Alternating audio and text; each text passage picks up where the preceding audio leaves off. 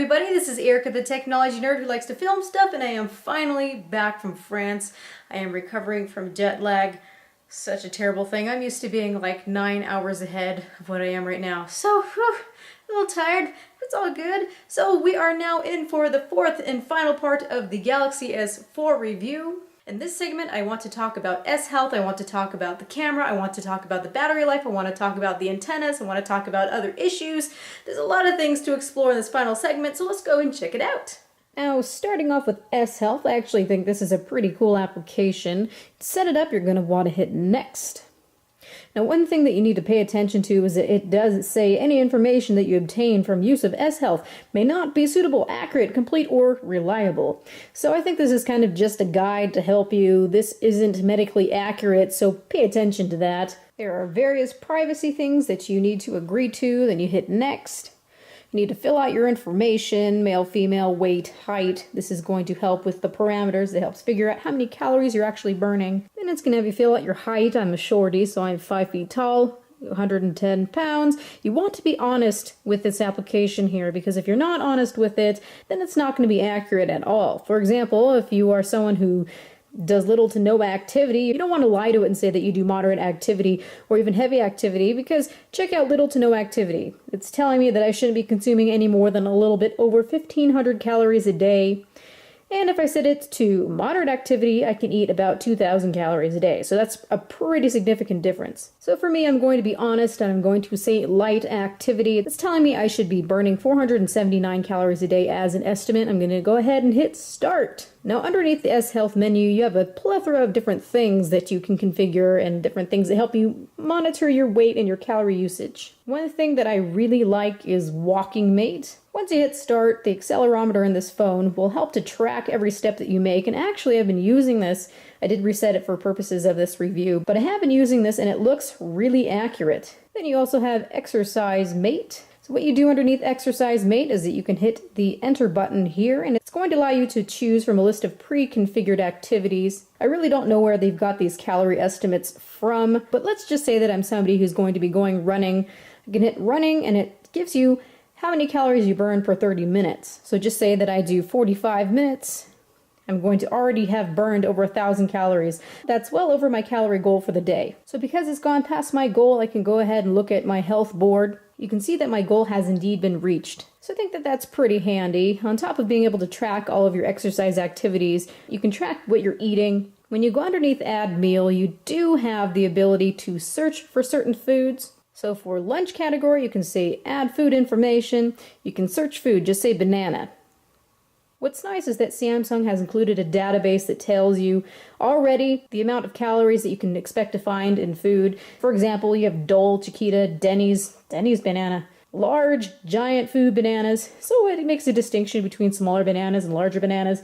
Let's not get into any more than that. Even with something like cookies, it's giving me name-branded things, and even things I can find at restaurants such as Subway or McDonald's. So this is actually really nice and useful. One of my favorite things in this application is surroundings. You can see this is comfort level. This is something that's only available inside of the regular Galaxy S4. With the Galaxy S4 active, the sensors used for comfort level don't work. You're able to adjust your own comfort range, and also you're able to adjust your own comfort humidity. And then you can see that it tells me if I'm in a good environment or not. It is about 78 degrees in this room that I am in.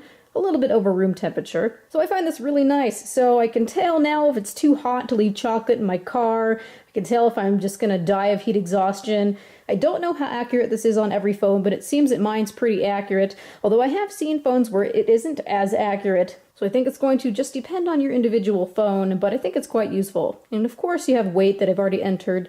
As time goes by, you're able to update your weight. What's really nice is there's also a bunch of different accessories that you can get that work with the Galaxy S4 and the S-Health application. So if you have a blood glucose meter that's compatible, you can actually hook it up to your S4 and transfer the information every time you do a blood reading. You can see if you go underneath blood glucose accessory, it tells you which ones are accessible. So Samsung does take that guesswork out for you. You can also buy accessories like blood pressure. There's also a scale that's compatible with this phone as well. If you want to see how your overall status is going, you can hit Health Board and it's going to take you to a preview of what's going on. If you're proud of it, you can go ahead and hit the share button. You can see you can share it with Facebook, Gmail, Google+, Hangouts. Then lastly, there is a settings tab, and underneath settings is a security code. If you don't want people looking around in your business on your phone, you can set a PIN, so I'm just going to put my date of birth, 1989, 1989, hit OK, and then people shouldn't be able to get into it and see what you weigh if you're really insecure or this or that. So as soon as I exit out of S Health, I don't even have to shut it down. All I have to do is hit the home button. Anytime you go back into it, it's going to prompt you for your PIN. 1989. Now this is something that I don't know if it's a bug or what, but anytime I enter the PIN for right now, it's not wanting to go in. I hit 1989, I know I did, it was confirmed. 1989. Okay, Samsung, that's a little bad, you should probably fix that. I looked into this a little bit more about the PIN not working, and yeah, it seems it's something that's been well reported. Damn it, Samsung! The only way to fix it is to go underneath your application settings and to clear all data, and then you have to start all over again. So it truly is locked down. Thanks for that. Gee, what is wrong with you, Samsung? Now moving on to the Galaxy S4 audio and some good things and some bad things. What's great about the Galaxy S4 is that it can be actually a pretty proficient music player when using a decent pair of headphones, not counting the Galaxy S4 earbuds. Measurements have shown that this device has good signal-to-noise ratio, which basically means in the background you're not getting a lot of hiss. Also, there is low distortion, low total harmonic distortion. So in general, audio is supposed to sound pretty clear and pretty good. One issue that this device is having, though, is that you should be using headphones that are not too low of impedance. If you have a favorite pair of low impedance headphones that is lower than 16 ohms, you may have some issues. There's been a lot of testing, especially with the i9-505 or even the AT&T version of the Galaxy S4. They're getting a lot of pops and crackling and terrible noise in the background and distortions if they use headphones that are less than 16 ohms. The sweet spot seems to be a little bit over 33 ohms, and you should have a pretty good experience with that. As time has gone by, I have heard that there have been updates, especially there has been a German firmware update that seems to have gotten rid of the low impedance issue.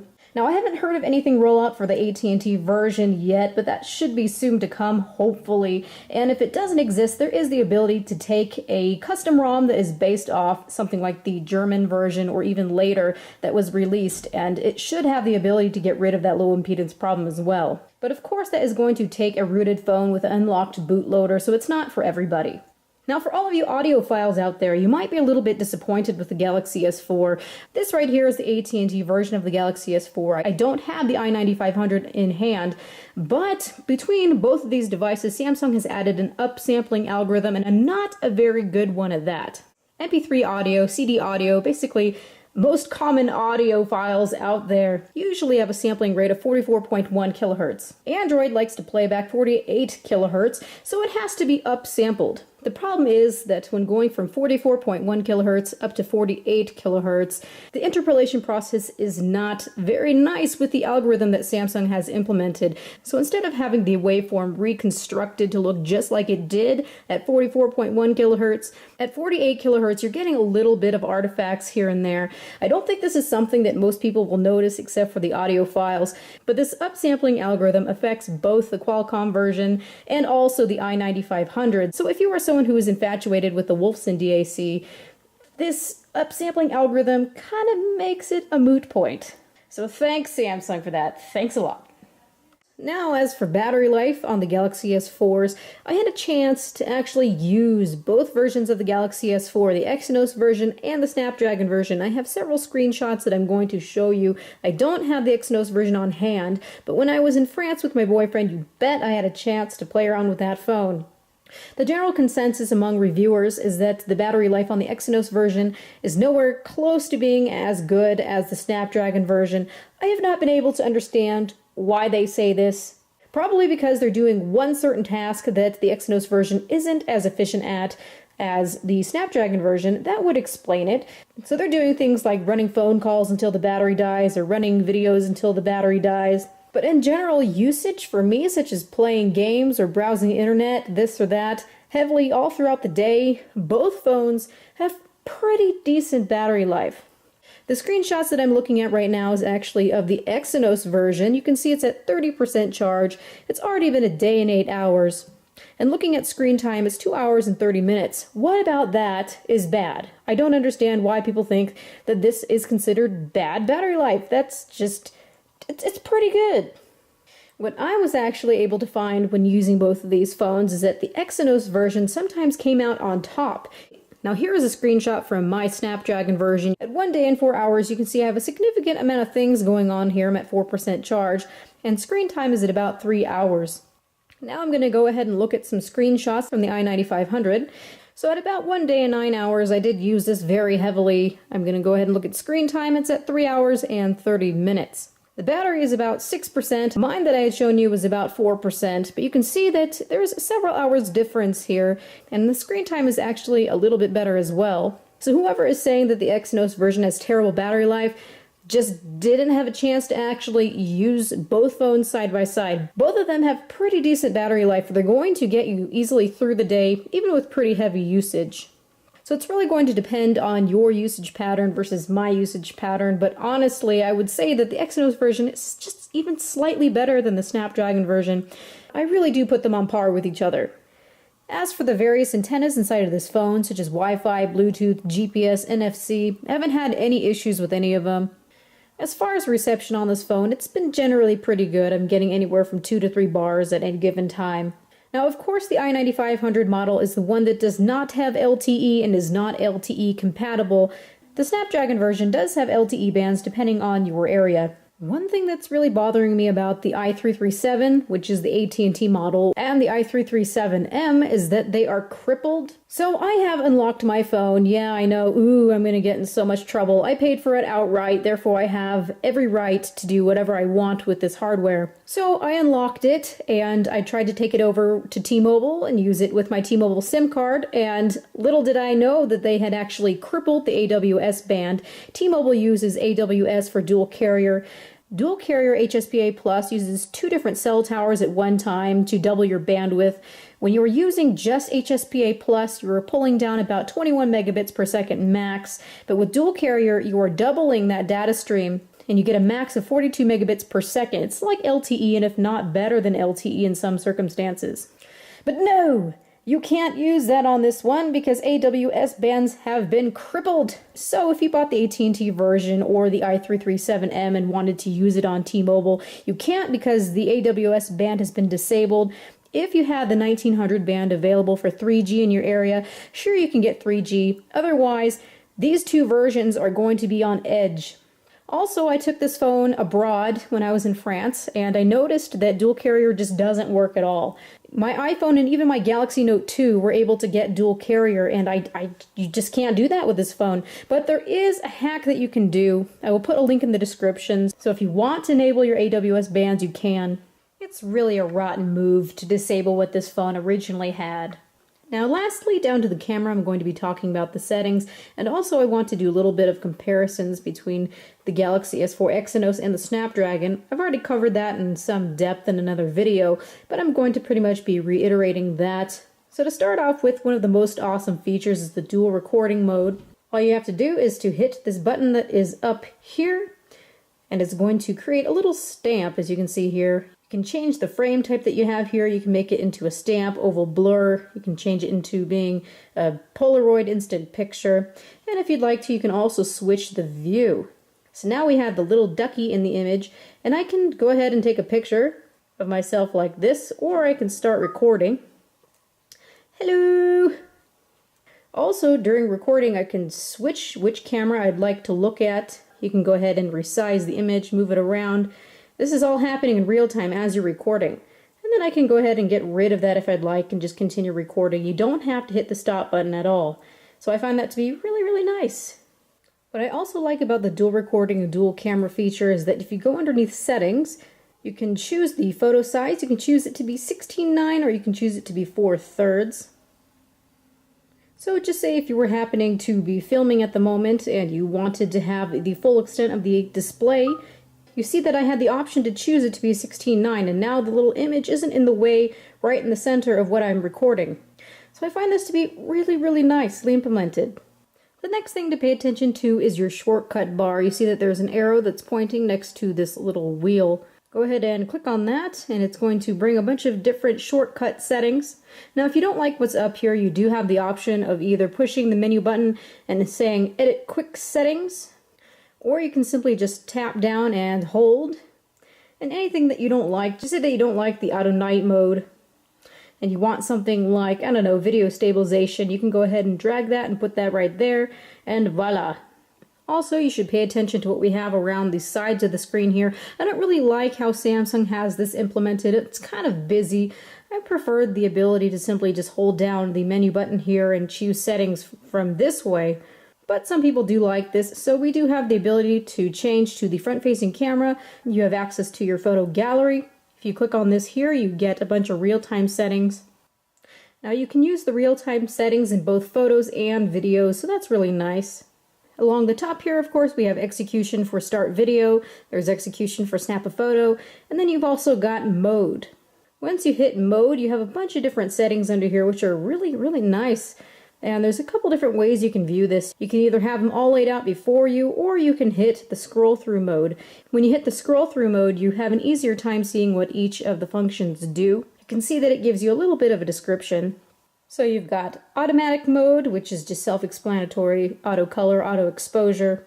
So looking at beauty face, this works in real time. What it does is when you click on it, a square box will show up. I actually have it on the front-facing camera, and I did a demo just down here. It recognizes your face, and it makes a box around your face, and then you can see in real time the effect. So if you hit off, of course there's no effect. When you hit on, there's an interesting smoothing effect, so if you have any type of acne or blemishes on your face, it tends to smooth that out.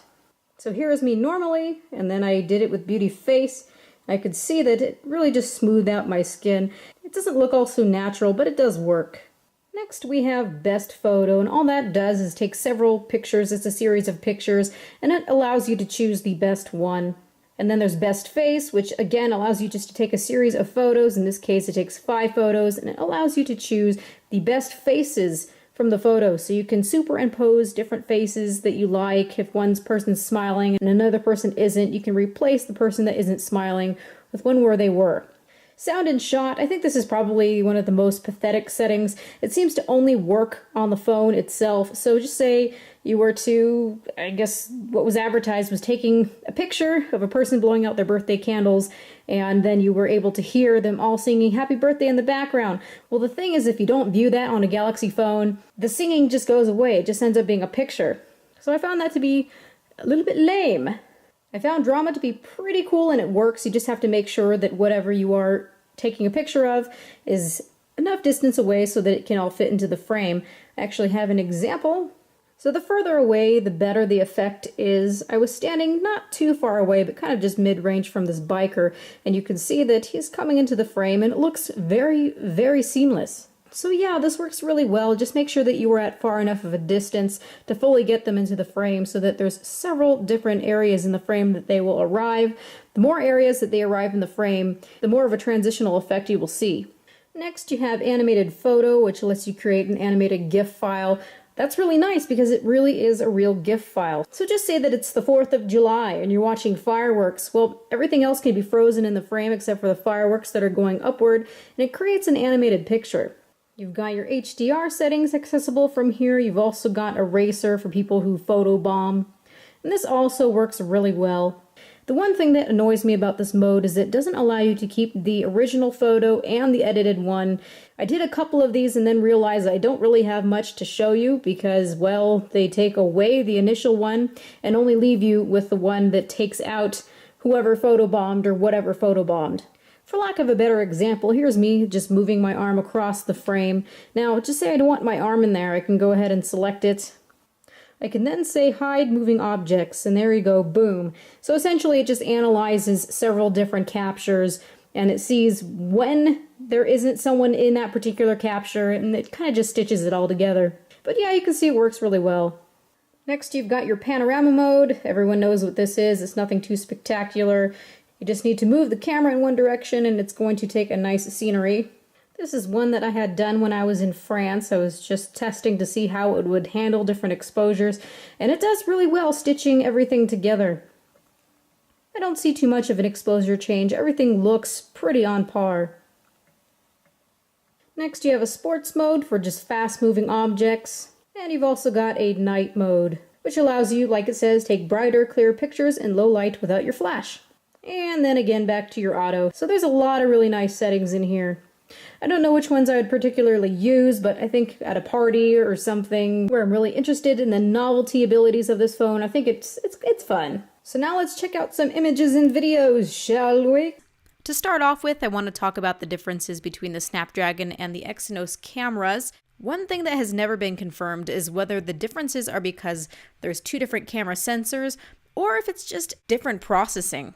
Either one of these theories are plausible. But if the speculation that there's different sensors is true, what I am hearing is that the Exynos version has a newer version of the Sony camera in it, which would be called the IMX135 or Exymer RS, while the Snapdragon version would have the Sony IMX91PQ, which would be the older Exymer R. Either way, what I will show you are some of my findings. Now, I'm sure there's going to be a lot of upgrades over time for the Galaxy S4, both versions, and you are welcome to tell me if you see any differences or if you suddenly start seeing that they're exactly the same. I'd be very curious to see. In terms of color accuracy, it looks like the Exynos took a slight edge. Looking at the Snapdragon, it is just a little bit oversaturated, where the Exynos seemed to be very true to what I was looking at. Now looking at HDR processing, here we have our reference photo. Now starting off with the Snapdragon, it seems that surprisingly, even though the Exynos had one just before, the Snapdragon version did better with HDR. It seemed to have better dynamic range between highlights and shadows, and the colors were a lot better as well. When looking at the result from the Exynos version, HDR looks washed out and the processing was just not as good. Though keep in mind, without HDR, the dynamic range is actually a lot better on the Exynos version. Next, we look at these cameras' abilities to capture detail. Thus far, it has been widely found by many that the Exynos version, which is on the left, has the ability to capture a lot more detail. Now, this is where I don't know if it's a difference in the sensor or if it just has to do with processing and the Exynos is just much better. But clearly, you can see that the Exynos version on the left does have a lot more detail. And again, you can see that the Snapdragon version tends to oversaturate a little bit and the colors just aren't as nice. Another obvious thing between these two phones is that the Snapdragon version has quite noisy images, where you can see on the left-hand side the Exynos is nice and smooth, you don't see all that grain in the sky. Even after changing my Galaxy S4 AT&T over to an i9 ROM, there still seem to be grain in the images. Now, when checking out video, specifically in the water test, I could see that the Snapdragon version, so that's on the right-hand side, the Qualcomm codec is much better at producing video that has a lot less artifacts in it. If you look at the left-hand side, you can see that definitely the Exynos version is not as clean as the Snapdragon version on the right, but still both are very good. The video in the Galaxy S4 may not be the sharpest, but it is completely full of detail. The left-hand side is the Galaxy S4, while the right-hand side is the HTC One. During video, I have discovered that I don't like image stabilization on either device, the Exynos or the Snapdragon.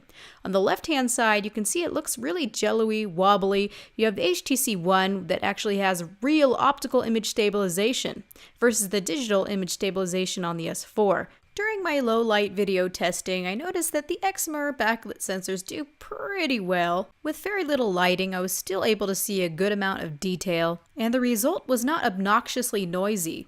So overall, despite the variations between the Exynos and Snapdragon versions of the camera, they're both very excellent in terms of mobile devices. My goodness, I think you'll be happy with either one. Now I get to run around like an idiot. Woo-doo-doo. The things I do for my reviews. So thank you everybody for watching. This has been Erica, the technology nerd who likes to film stuff. Please rate, comment, and subscribe. Please check out my brand new website. It's called angeloftech.com. You can get to it from the links in the description. I have a forum there that you can go and talk and ask questions in. I'm also currently doing a giveaway. In a couple of days, I'm going to be announcing what the full giveaway is, but recently I released a teaser video, so you can also check that one out. I will also put a link in the description for that as well. Overall, I think that this is a really nice little phone. It'd be awesome if you could check out the other 3 parts. If you check out the description, I do have links to parts 1, 2, and 3. And whether it be the Exynos version or the Snapdragon version, hopefully I've helped you decide if this is the phone for you. So have a good night, everybody. I'm gonna go and get some sleep now.